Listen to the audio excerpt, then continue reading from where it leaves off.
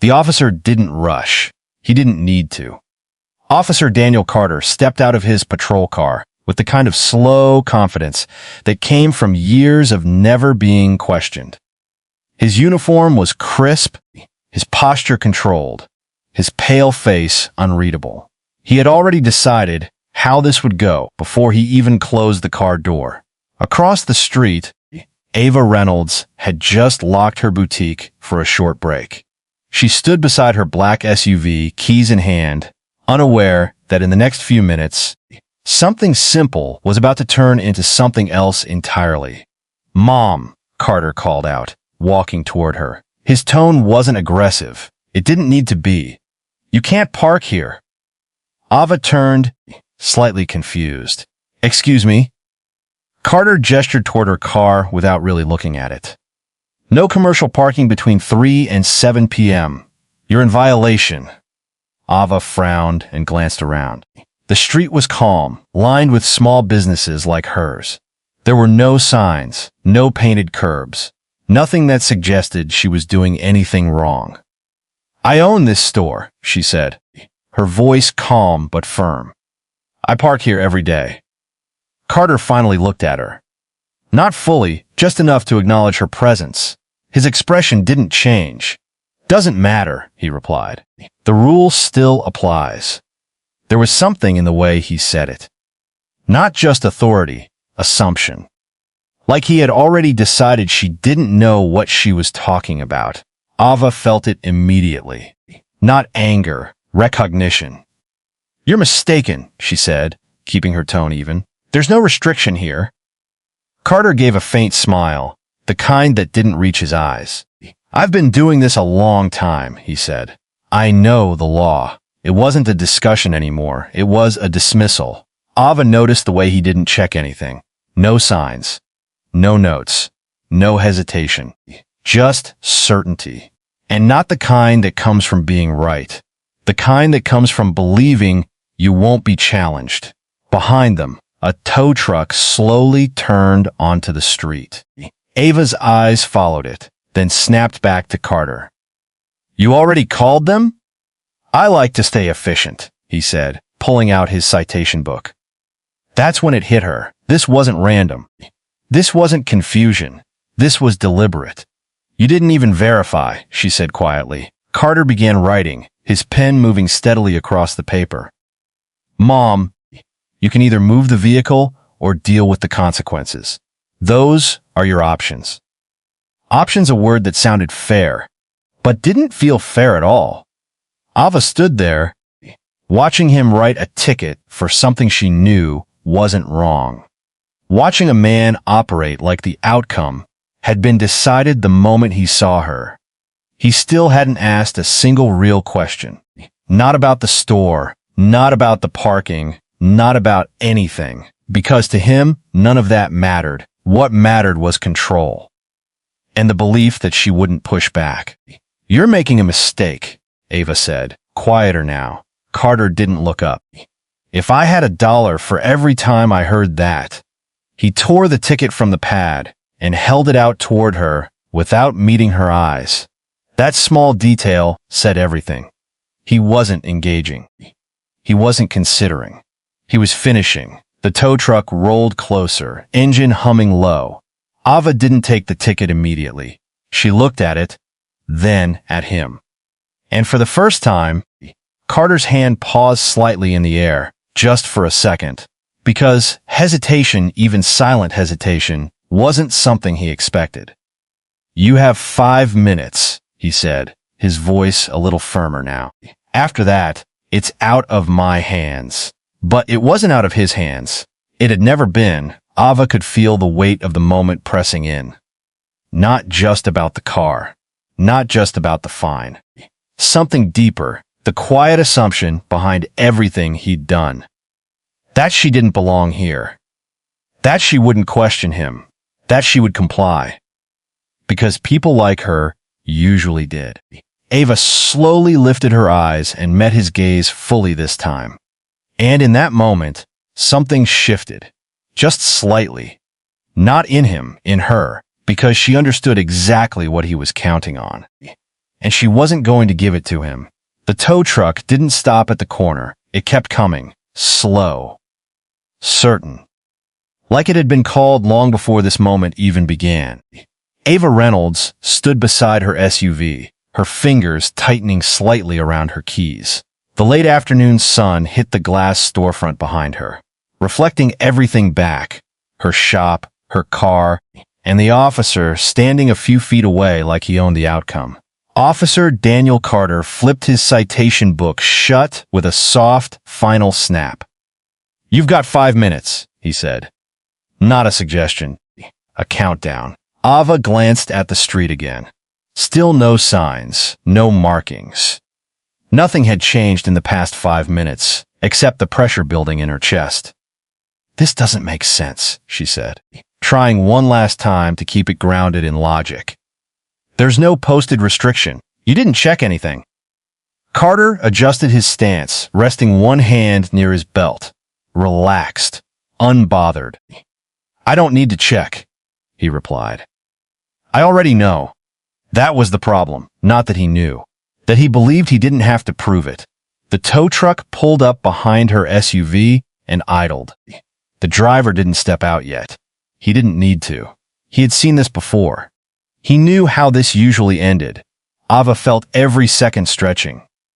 "If I move it now, does that cancel the ticket?" she asked. Carter shook his head slightly. "No, violation already occurred. So either way, I'm paying? That's how it works. No hesitation, no flexibility. Just a system being enforced, whether it was right or not." Ava exhaled slowly. Around them, a few people had started to notice. A man across the street paused. A woman walking her dog slowed down. No one stepped in. They rarely did, because from the outside, this looked simple.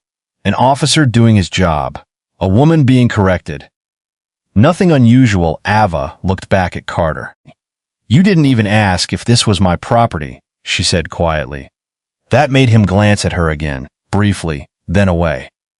"I don't need to." There it was again. That same assumption. Not just authority, control without accountability. The tow truck driver stepped out now, stretching his arms like he had all the time in the world. He glanced at Carter, who gave a small nod. That nod said everything. This was moving forward. Ava felt something shift inside her. Not panic, not fear. Something sharper, because she realized something in that moment. This wasn't about parking anymore. It was about whether she would accept a decision she knew was wrong. Just because someone in uniform said it was right. "You're really going to tow it," she said. Carter met her eyes this time, fully. Yes, no explanation, no justification, just power, the kind that didn't need to explain itself. Ava's mind started racing. Not chaotically, but fast, calculated. Every option playing out in seconds. Move the car, still get fined. Arg, risk escalation. Stay silent, lose anyway. Every path led to the same place, except one. But that one required something she hadn't planned to use. Not yet. The driver walked toward her SUV, hooking the chain loosely, like he was just waiting for the signal.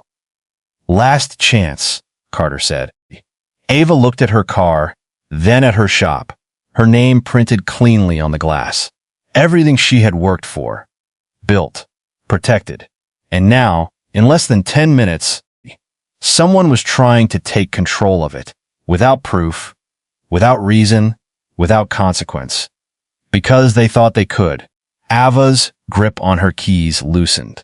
Not because she was giving in.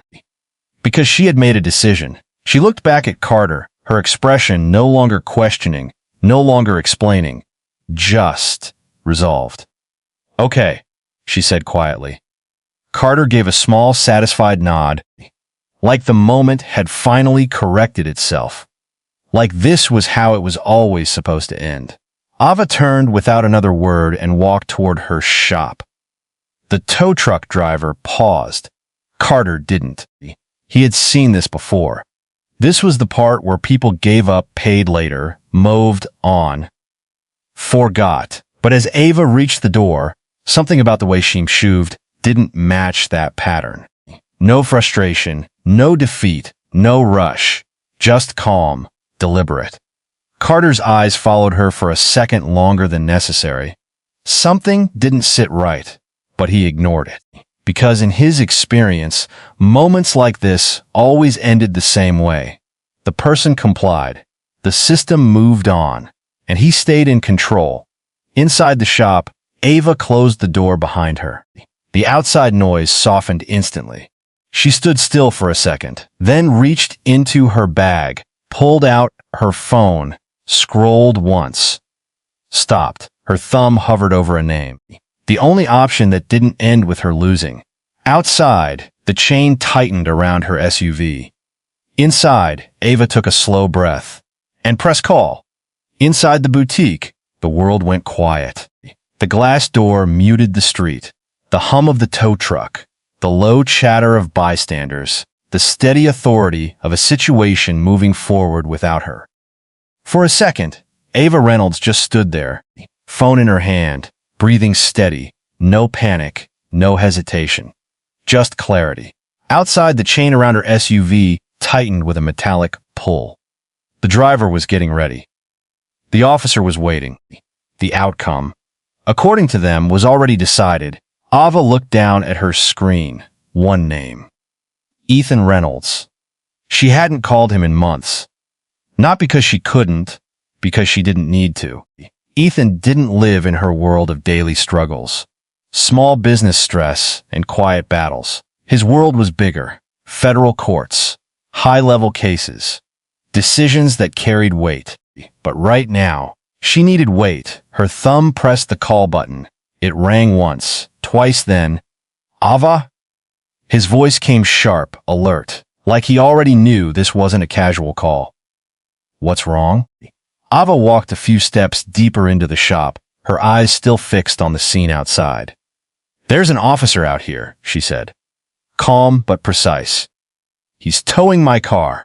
Says I'm parked illegally in front of my own store. Silence. Not confusion, not doubt. Just silence. Then, put him on the phone. No questions. No delay. Ava nodded to herself, even though he couldn't see her. Okay. She turned and walked back toward the door. Outside, Officer Daniel Carter stood exactly where she had left him. Posture relaxed, like a man who had already won. The tow truck driver was finishing up, chain secured, ready to lift. Everything was seconds away from happening. Ava stepped out. Carter glanced at her briefly. Decided to cooperate. No emotion in his voice, no curiosity either. Just expectation. Ava walked straight toward him. Her movements calm, controlled, too controlled. I need you to speak to someone, she said, holding out her phone. Carter frowned slightly. Who? My brother. A pause, small, but noticeable. Carter looked at the phone, then at her. Something about her tone didn't match what he expected. No fear, no frustration, just certainty. Reluctantly, he took the phone. Officer Carter, he said flatly, bringing it to his ear. Ava didn't hear what Ethan said, but she didn't need to. She saw it. It happened fast. Too fast to fake. Carter's posture shifted first, his shoulders tightening slightly. Then his expression changed, the confidence that had been sitting comfortably on his face just seconds ago, gone. I wasn't aware, Carter said, his voice dropping half a level. The tow truck driver paused mid-motion, watching. Ava stayed still, watching. Carter's grip on the phone tightened. Yes, sir. Understood. No, that won't be necessary, sir. That word hadn't been there before. That word changed everything. Whatever Ethan was saying, it wasn't a request. It wasn't a discussion. It was authority meeting authority. And winning. Carter nodded slightly, even though the person on the other end couldn't see him. Yes, sir. Then silence. Then. Understood. He pulled the phone away slowly and handed it back to Ava. But he didn't look at her. Not this time. Not anymore. The shift was complete. Ava took the phone, her hand steady, her expression unchanged. Behind them, the tow truck engine was still running. But nothing was moving now. Carter turned toward the driver. "Cancel it," he said. No explanation, no hesitation. The driver didn't argue. He unhooked the chain immediately. Movements quick now. Efficient, but different.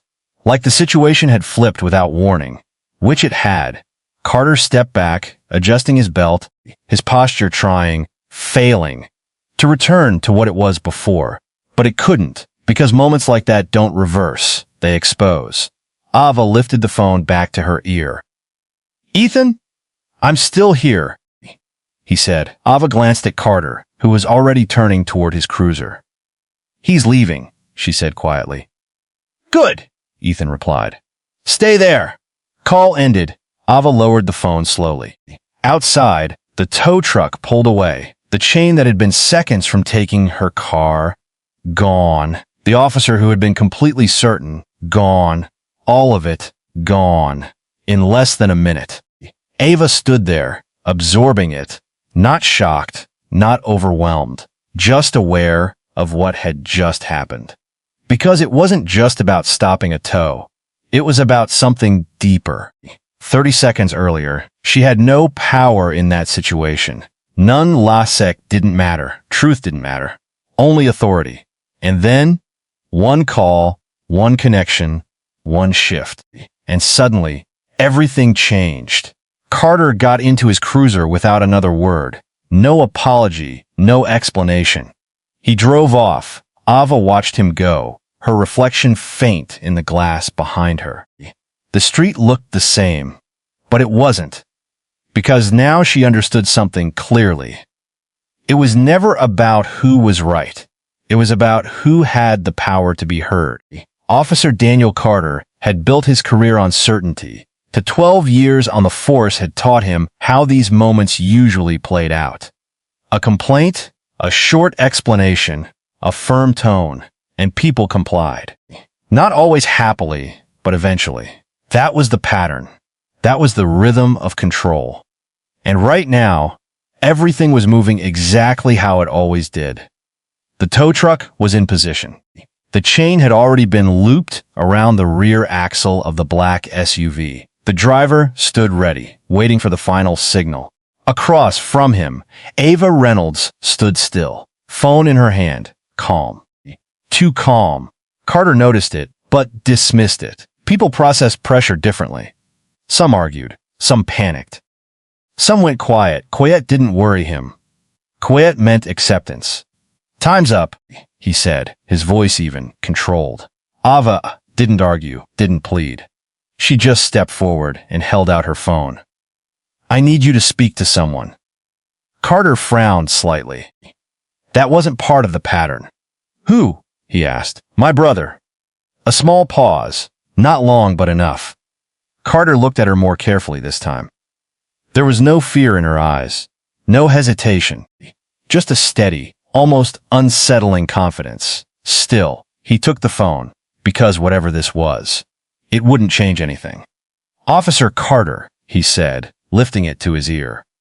For a split second, there was silence, then a voice, calm, precise, and immediately different. Carter's expression didn't change at first. His stance stayed firm, shoulders squared, chin slightly raised. The same posture he carried into every situation. But then, something shifted. It was subtle, barely visible, a tightening around his eyes. I'm just enforcing." He started. He didn't finish. The voice on the other end didn't let him. Carter blinked once. His jaw flexed. The confidence that had been sitting so naturally on his face began to crack. Not all at once, but in pieces. "Yes, sir," he said suddenly. That word slipped out before he could stop it. "Sir," it changed everything. Ava noticed it instantly. 30 seconds ago, he hadn't even looked at her properly. Now, his entire posture was adjusting, reacting, to someone he couldn't even see. Carter shifted his weight slightly, his free hand moving to his belt. Not out of authority, but out of instinct. A grounding motion. I wasn't aware of that, he said, quieter now. The tow truck driver glanced over, sensing something was off. Carter turned slightly away from Ava, lowering his voice, but not enough. No, sir. I understand. Understand. Another shift. Another crack. His shoulders dropped a fraction. His stance softened. The rigid confidence that had defined him just moments ago was dissolving, piece by piece. Whatever he was hearing, it wasn't a suggestion. It wasn't a discussion. It was a reality he hadn't accounted for. A reality where he wasn't the highest authority in the situation anymore. Yes, sir. That won't be necessary, he said quickly. There was a pause. Carter swallowed, a small, involuntary motion. Then, yes, sir. Silence. The call ended. For a moment, Carter didn't move. He just stood there, phone still near his ear, like his body needed an extra second to catch up with what had just happened.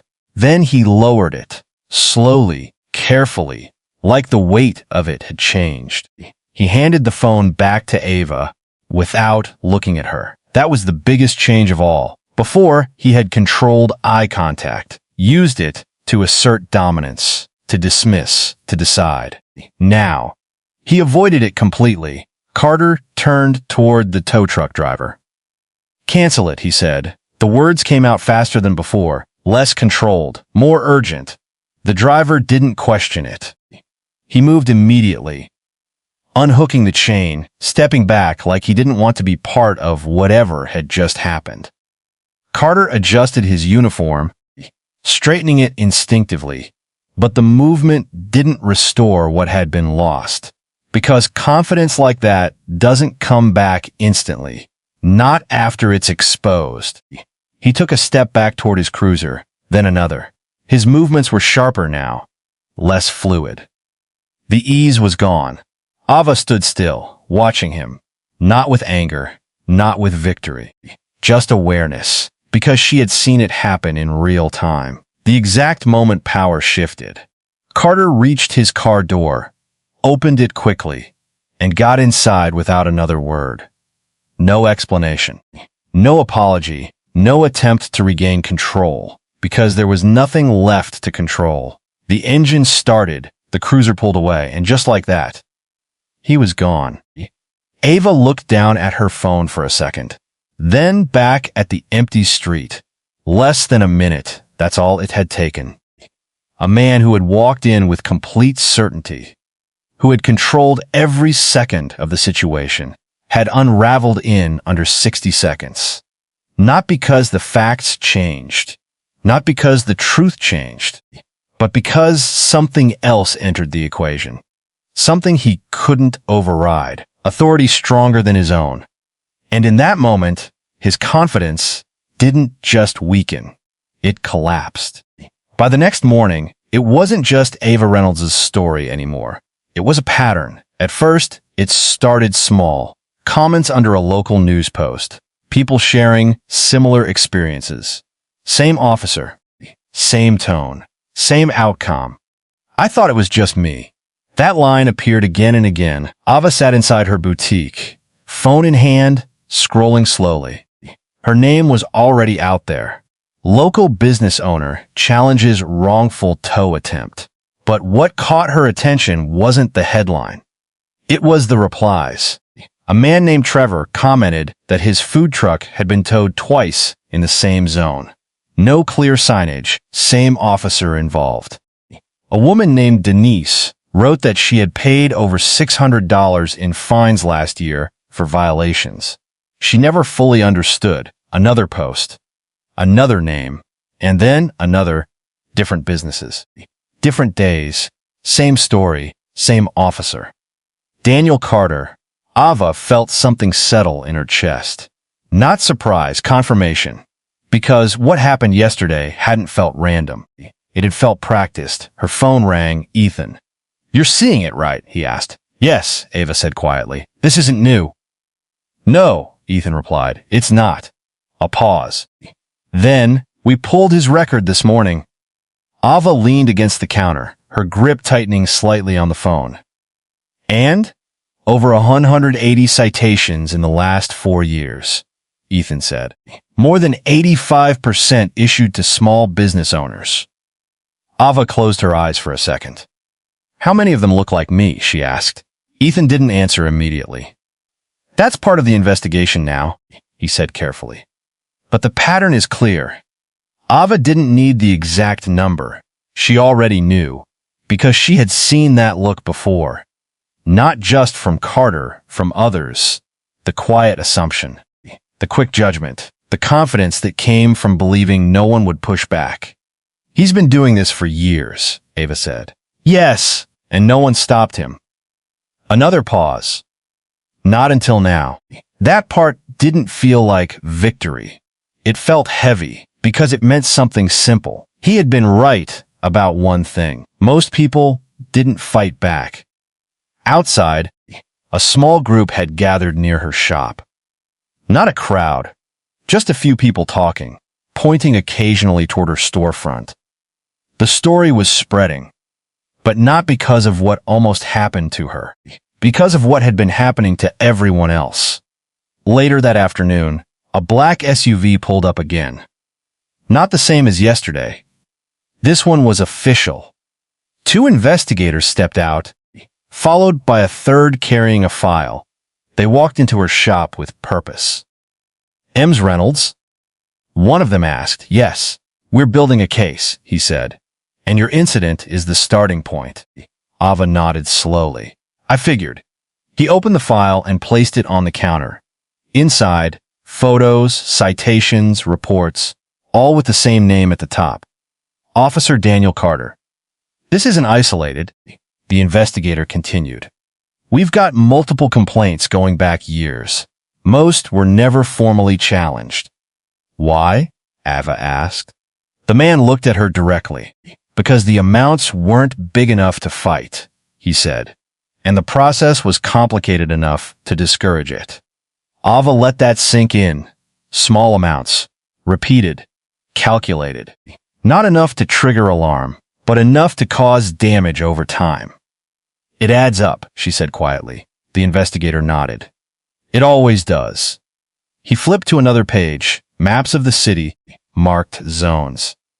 You see this? He said. Ava stepped closer. Clusters. Specific areas. All small business districts. All his citations are concentrated here, he explained. Same neighborhoods. Same types of businesses. Ava traced one of the marked areas with her finger. Her street, her shop. You're saying this was targeted, she said. I'm saying it wasn't random. That was enough. Ava stepped back slightly, processing it. All those moments, all those people, thinking they were alone, thinking they had made a mistake, paying the fine, moving on, and him, moving on to the next one. How many people paid? She asked. The investigator closed the file slowly. Most of them. Ava looked toward the window, at the street she had trusted, at the place she had built something real, and suddenly, it didn't feel the same. Not broken, but exposed, because now she understood the truth behind what happened yesterday. It wasn't about her car.